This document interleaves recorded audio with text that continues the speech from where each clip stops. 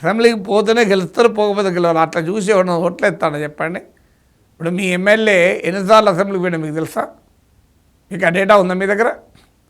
మరి మీరు ఎవరికొవరికి మీరు ఇప్పుడు ఏదో కాన్స్టిట్యూన్సీలో ఓటేస్తుంటారు కదా, అక్కడ ఒక ఎమ్మెల్యే ఉండి ఆ ఎమ్మెల్యే ఎన్నిసార్లు అసెంబ్లీ ఉంటే మీకు సమాచారం ఉందా?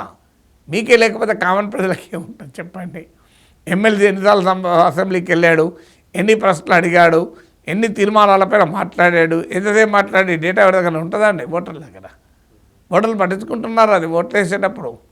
అందువల్ల అసెంబ్లీకి వెళ్ళకపోవడం అనేది గెలవకపోవడానికి ఎలాంటి సంబంధం లేదు.